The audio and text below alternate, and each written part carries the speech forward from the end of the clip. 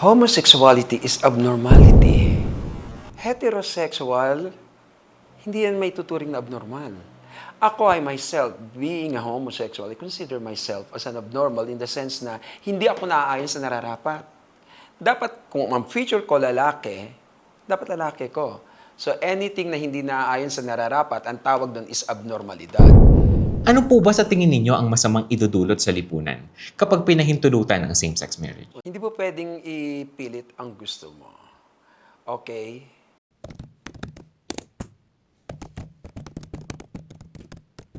Ang mga same-sex couples o mga taong nasa isang romantic relationship sa kapareho nila ng kasarian ay tanggap na at kinikilala na po ng ating lipunan. Subalit hindi naman po lingid sa ating kaalaman na hanggang sa kasalukuyan ay hindi pa rin po pinahihintulutan ng batas na maikasal ang dalawang tao na magkapareho ng kasarian kahit na sila pa ay nagmamahalan. At isa nga ito sa mga ipinaglalaban ng LGBTQIA+ community na dapat na raw pahintulutan ng batas ang same-sex marriage. At ito nga po ang paksa na ating tatalahayin ngayon. Panahon na nga ba upang pahintulutan ng batas ang same-sex marriage? Ang atin pong panauhin ngayon ay isang senior citizen at miyembro po mismo o kabilang po mismo sa LGBTQIA+ community at siya po ay tutol na pahintulutan ng batas ang same-sex marriage. Makakasama rin po natin ngayon ang 6 na miyembro ng isang rising girl group na DS001 na mamaya ay magtatanong rin at tutulungan tayo upang kapanayamin ang ating panauhin. Subalit bago po natin simulan ang ating programa, ako po si Armando Bibay at ito po ang Interrogation Room.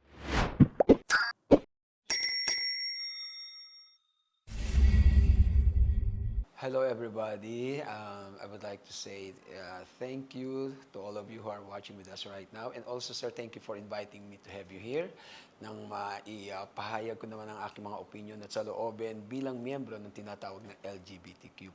Depende sa mga katanungan itatanong nyo sa akin. Maraming salamat din po sa pagpapaunlak ninyo sa amin pong invitation. No?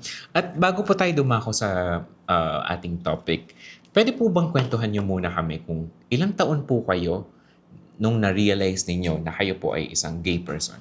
Okay, as far as I remember, natatandaan ko, around 7 years old ako.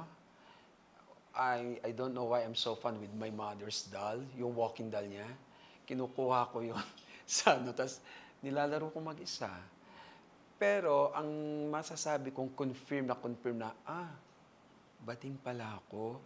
Kasi I remember, elementary and high school, may crush pa nga ako eh. Elementary up to third year high school. When I reached 17 years old ako, sabi ko, ba't na iba? Yung pagka-crush ko sa mga kaklase kong babae, napunta sa lalaki. Sabi ko, bakit? So, at the age of 17, doon ako nagkaroon ng awareness, may problema ako. Hindi ako normal. Yun. Naging madali po ba para sa inyo para tanggapin na kayo po ay isang gay person? Oo naman, kasi una miski nung bata ko, wala naman akong karanasang hindi maganda. Bilang bading, hindi ko naman naranasan yung nasasaktan because sa kabaklaan or what. And even nung adolescent stage ko. Although nandoon yung tinatawag na pambubuli, especially when I was in high school, natatandaan ko noon, takot ako sa mga kaklase kong lalaki. Yung mga nasa lower section, kasi normally sila yung mga parang under the influence of something. Ako po, late ako kung pumasok. So, maaga, tapos na ang flag ceremony, mag-isa ako ngayon lalakad sa hallway, nandoon yung mga yon, naka-standby. Yung titig nila, doon talaga nanginginig yung tuhod ko. Tapos may sisigaw sa'yo, may tatawag sa'yo na ipako sa krus. Siyempre bata ako, sabi ko, Nay, ano yun? Papako ako sa krus, anong kasalanan ko? Pero yun yung tinatawag na, pag nakita na akong bading, biglang sisigaw ako ng ipako siya sa krus. Takot ako noon. Kasi hindi ko alam bakit. Yun, pero bukod doon, wala na naman. Never naman akong hinit, sinaktan. Yun, tapos yung kakantahan ka, yung kunyari, naglalakad ako, chin up. Siyempre, ako arte ko maglakad. Sasabihin, may isang naglalakad, sexy, kung iyong pagmamasdan, tunay. Ay naku, bakla pala, buwisit sa buhay ko. Yun ang naano ko, buwisit. Lagi akong may question. Lalo na yung awareness ko na nagbago nga yung pakiramdam ko. I'm talking about nung fourth year high school na ako noon eh. So basically, masasabi niyo ho na nabiktima po kayo ng bullying. Of course. Of course. Yung pagtawag-tawag ng bakla. And I'm sure walang bading na hindi dumanas ng bullying. Kasi yung manner ng pagsasalita, pagkilos, doon pa lang eh. Tatawagin ka na at laging laughing stock ang tingin sa mga akla. Laughing stock, laging katatawanan. Bihira, kahit titulado, kahit nakapag-aral, pag isa kang akla, hindi naman aminin natin, hindi ganong kataas ang tingin sa'yo. Sige, sa susunod na episode, pag-uusapan pa po natin yung mga challenges and Oh. struggles na naranasan po ninyo, no? Yes. Pero ngayon, fast forward po tayo. Nagkaroon po ba kayo ng romantic relationship? Wala. More on crushes lang kasi choice ko. Kasi kung gugustuhin, mga baklang basag ang mukha, merong mga BF. Ibig sabihin, basag.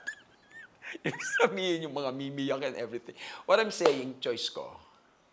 Dahil unang-una, walang patutunguhan to. Ang feeling ko, walang patutunguhan nito. Tsaka one way eh. Bakla lagi ang bigay ng bigay. Walang berdadero or genuine na lalaki ang susuporta o yung kumbaga, I'm talking about material things. Laging puro baklang nag-aabot, nagbibigay. Bihirang-bihira ang berdaderong lalaki magbibigay. Unless kung katulad mong bading din. Sinasabi nga nila, the best partner of a homosexual is a homosexual. Hindi pwedeng heterosexual. Hindi po ba kayo naniniwala? Hindi po ba kayo kumbinsido dun sa mga nakikita natin sa social media na mga quote-unquote successful na homosexual relationships? No, naniniwala ako kasi nasa diskarte yan eh. Regardless kung anong relationship mo, kung madiskarte ka sa buhay, magtatagumpay ka. Hindi kailangan maging bakla ka para maging matagumpay ka. And I'm happy with this homosexual couple na successful in life. Wala naman akong against dun eh. Another thing, sinabi niyo po kanina na ang magmamahal lang, not the exact words, no? Pero ang magmamahal lang sa homosexual, ikapwa homosexual. Definitely, yun ang aking opinion at paniniwala. Okay, naniniwala po ba kayo na kapag ang lalaki, quote-unquote straight na lalaki, ay pumatol sa homosexual, bakla na rin po ba siya? Maling conception yan. Misconception yan. Why? Kung lalaki ka talaga, kahit magpagamit ka sa 100 bakla, lalaki ka. Lalaki ka eh. Kaya ka naging bakla nung pumatol ka sa isang bakla from the start. Hindi ka lang open. Yung tinatawag na pamin. So, pero, nako, hindi pa ako magtaklesa. May sasabihin sana akong sikat na politician. Anyway, bakit yun? Up to the, common knowledge yun sa showbiz. Naging jowa ni ganitong producer. Nabawasan ba pagkalalaki nun? Nahalal pang anyway, yun. Okay, pero dahil sabi niyo ho na choice niyo na hindi magkaroon ng Partner. romantic partner, Yes, hindi niyo po ba ito pinagsisisihan ngayon? Hindi. Nagkaka-crush, nagkakagusto, pero yung dream na magkaroon ako ng partner ko, kasi ang mentalidad ko, eventually magiging bakla din to eh. Eventually, yung dalas nilang pagsasama, imposible maging pure lalaki pa rin yan. The mere fact na magkasama kayo at minamahal mo na siya, bakla ka na rin. Yun isa pang kinatatakutan kung magkaroon ng identify the partner. Ayoko siya. Kasi ang paniniwala ko sa tagal na pagsasama niyo, magiging bakla na rin to eh. Eventually. Kaya kung mapapansin niyo, karamihan sa mga homosexual couple, mapapansin niyo, yung lalaki, hindi mo ma-identify ngayon kung sino ang lalaki sa dalawang ito. Sa mannerism, pagsasalita, nagiging bakla na rin siguro yung hindi talaga bakla. Okay, so walang tumatagal na or hindi nagsistay na lalaki or straight yung isang tao. Maniwala kayo, hindi. Dahil from the start, kung lalaki ka, bakit papatol ka sa kanya? Walang berdaderong lalaki na magtatagal sa bakla. Kaya ka lang nagtatagal because may interest ka, may nabe-benefits ka. Pero mahalin to, bakla ka na rin. The moment na ang isang lalaki nagmahal sa kapwa lalaki, it's confirmed, bakla siya. Sige po. So balik po tayo dun sa naging decision ninyo. Never po ba kayong nangarap na at least isang beses man lang ay maikasal? Hindi, nay. O yan, kasal. Hindi. Hinding-hindi. Pwede tayong magsama pero hindi kasal. Unang-una, the word itself, marriage. Marriage is between man and a woman to man. Hindi pwedeng both men and both woman. So, dun pa lang, sa salita pa lang na marriage, tututol agad ako. Why? There is a words na kung tawagin ay civil union. Bakit hindi nila gamitin yung salitang civil union or the word union itself? Why ipipilit ang marriage? Hindi kayo lalaki, hindi kayo straight na babae, para tawagin ang seremonya nyo is same-sex marriage. We can call it same-sex civil union. Okay po. Sige. And actually, para lang ho sa ating mga viewers no, na hindi nakakaalam, isa po sa mga dahilan kung bakit hanggang sa kasalukuyan ay hindi pa rin pinahihintulutan ang same-sex marriage ay dahil sa Article 1 na nakasulat sa Family Code, which states that marriage is a special contract of permanent union between a man and a woman. Kaya conflicting ang konsepto ng same-sex marriage. Pero Mr. Eduardo, may mga nakikita po tayo online, no? Kung saan sinasabi po ng mga kabilang sa LGBTQIA+ community na kung yung mga heterosexual couples daw ay may kalayaan na maikasal, samantalang yung mga homosexual or mga same-sex couples ay hindi. Hindi po ba ito ay isang uri ng discrimination? Hindi. Dahil ang tinatawag dyan, hindi po pwedeng ipilit ang gusto mo. Okay? Homosexuality is abnormality. Heterosexual, hindi yan may tuturing na abnormal. Ako ay myself, being a homosexual, I consider myself as an abnormal in the sense na hindi ako naaayon sa nararapat. Dapat, kung ang feature ko lalaki, dapat lalaki ko. So anything na hindi naaayon sa nararapat, ang tawag doon is abnormalidad. So hindi talaga pwede nating ang mga heterosexual, normal yan eh. Normal na lalaki, sa isip, sa puso, sa features. Kami hindi. Nagbababaihan, naglalalaki-lalaki yan. So from that point of view na lang hindi mo pwedeng ikumpara sila. Iba talaga sila. Kaya ang batas nila hindi mo pwedeng i-ano sa inyo dahil nga hindi nga tayo normal. Kung normal tayo, okay. Hindi nga eh. Again, homosexuality is abnormality for me. Okay. Actually, may mga gusto sana akong itanong tungkol dyan. Pero para hindi po tayo lumihis muna sa topic, mamaya pwede po natin siyang daanan sa susunod na Sige. episode. Pero ang susunod ko pong itatanong, since hindi po kayo sangayon na maipasa o pahintulutan ng batas ang same-sex marriage, ano po ba sa tingin ninyo ang masamang idudulot sa lipunan kapag pinahintulutan ang same-sex marriage? Una-una, ang bansang Pilipinas ay kilala bilang Sagrado Katoliko. May kinalaman sa religion. Okay, pag pinahintulutan niyang maling gawain na yan dahil nga sa usaping relihiyon, for sure susundan niya ng mga susunod na saling lahi. Ilagay natin sa tama. Ang kasal, uulitin ko, ay para lang sa lalaki at babae at lalaki. Hindi sa parehong lalaki at hindi sa parehong babae. Okay po. Actually, Mr. Eduardo, kung magre-research po tayo, may mga motivation yung mga kasama po ninyo sa LGBTQIA+ community kung bakit gustong-gusto nila na maikasal. Kung tutuusin po, kapag ang dalawang tao po na nagmamahalan ay hindi kasal, may mga pribilehiyo po na mawawala sa kanila. Una po dyan ay, for example, yung isa sa kanila ay nagkaroon ng sakit, let's say nagka-coma, dahil sa aksidente. At saka, and yung partner na matagal niya nakasama sa buhay ay hindi maaaring pumirma. Hindi pwedeng gumawa ng mga medical decision para sa kanya. So, hindi rin siya pwedeng pumasok, let's say for example, sa ICU dahil nga hindi naman siya legal na asawa. Pangalawa, kung ang pag-uusapan naman ay yung mga pamana. Kung walang will, na naiwan yung partner na namayapa, wala po siyang karapatan na tumanggap ng kahit ano dahil nga hindi po sila kasal. Ngayon, ang tanong ko po sa inyo, sa tingin niyo po ba hindi sila karapat-dapat na magtamasa ng ganitong pribilehiyo? Kung ito'y naaayon sa ating batas, bakit hindi? May batas ba na nagsasabi na ang mga gay couple ay entitled sa mga ganito? Pero sa akin namang paniniwala, kahit naman hindi ito isa batas Kung ikaw may tiwala ka sa partner mo, it's between the two of you, hindi mga nasa paligid ninyo. Ikaw, gusto ko tang pamanahan. Di ba may tinatawag na hologram will ba ang tawag doon? Yung kahit walang notaryo, basta sulat kamay with date, oh, hindi pa ba sapat yun para ibigay ko sa iyo kung ano man yung mga nararapat mong tanggapin sa panahon nagsasama tayo? Ganun yun. So, I mean, basta batas na magpapahintulot, di ibigay natin nararapat sa mag-couple na to. Pero kahit walang batas, naniniwala ako between the two of us, sulat kamay ko lang na may date. Ang pagkakaintindi ko po ay sapat na para mapasa iyo kung ano man yung mga nais mo matanggap sa panahong nagsasama tayo. Kaso may mga instances po na hindi na po nagagawa yun.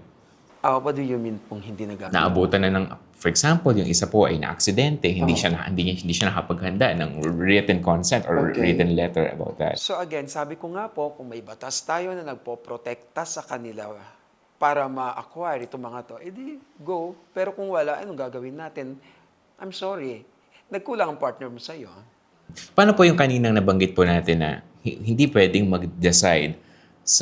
hindi pwedeng mag-decide ang isang yung partner ng isang homosexual sa mga medical procedures, mga consents and waivers and so on and so forth. Bakit hindi siya pwede? Silang na magkasama. Bakit po? Sinong pumipigil? Ang batas po ba? O yung mga kamag-anakan? O yung mga tao? Hindi po sa batas hindi po pinahihintulutan ng mga hospital staff Oo. na mag-decide ka on behalf of someone na hindi mo naman kapamilya o hindi mo naman asawa. Napaka-unfair naman dun sa partner naman nung matagal na panahon. So, paano natin mariresolbahan ito? Kasi ako na nga mismo na may sakit na partner ang nagsasabi na eto ang po pwedeng tumingin sa akin. Pero kung talagang walang magagawa, edi kung alin yung dapat, kamag-anak, sorry na naman doon sa partner. Kasi for example nga, yung binigay ko po kaninang scenario is like nakoma dahil sa accident. Of course, hindi makakapagbigay ng verbal consent yung nakoma. Di ho ba? Ngayon, kung ang kasama na lang niya ay yung homosexual niyang partner at hindi pa rin po sila pahihintulutan na mag-decide on his behalf. It will be so unfair naman. Anong mangyayari doon sa ano? So, walang choice talaga. As in, wala nang kamag-anak si Nakoma. Yun ho, yung kamag-anak po ang pwede mag-decide. Definitely. Kasi siya yung may blood relation eh. Pero paano po yung mga walang kamag-anak na malapit? Let's say yun nga ho, nagkaroon ho ng aksidente. Again, sabi ko nga, kung may batas na nagpo-protection sa kanila, nagbibigay sila ng karapatan na panghimasukan yan, yun ang dapat tayo magkaroon ng batas. Yun po. Magkaroon po ng batas na pahintulutan yung mga homosexual partners na yan, sa mga ganong Sa aspect. mga ganitong matters, pero yung, again, same-sex marriage, hindi naman doon. Pero yung, kasi, humanitarian ang pinag-uusapan dito eh. Just because hindi ako kadugo nito, pero nagsama kami ng mahabang panahon, wala akong wala akong say. Oh, yun. Siguro sa puntong yan, pwede talagang gumawa ng batas na magbibigay karapatan sa mga homosexual partners. Okay, Mr. Eduardo, to sum it up, no, let me know kung may mali ho ako sa pagkakaunawa na parang ko sa inyo, since itong mga matters na ito ay tila unfair na, so dapat ito pahintulutan yung mga homosexual couples na magkaroon sila ng ganitong privilege. Subalit, still, yung same-sex marriage, hindi pa rin kailangan pahintulutan. Pwede. Kasi meron naman tayong civil union na. Hindi ba pwede sumailalim sa civil union yung tinatawag ng mga karapatan na yan? Hindi pwede talagang marriage. Never use the word marriage. Civil union. Sige, hanggang dyan lang po yung mga katanungan ko. Bibigay ko na yung pagkakataon sa DS001 para magtanong. May karapatan lahat na mamuhay masaya at maligay sa piling ng taong minamahal nila. Kasi nga lang, nagkakaiba lang yung salitang marriage. Again, marriage is sacred. Huwag mong gagamitin ito sa masasabi kong, excuse my word, kabaklaan. So, paano naman po yung views nyo po dun sa mga sinasabi po nila na straight pa rin po sila because they are attracted to sa isang anyong babae. Pero, trans, sa trans po. Maganda yan tanong mo. You know what? Hindi mo maaalis sa isang straight guy na ma-attract at ma-inlove sa isang sinatabi mong trans woman. Dahil may mga trans woman nga dyan na tihamak na mas maganda pa sa mga totoong babae. Hindi yun kabaklaan on the side ng lalaki. You know why?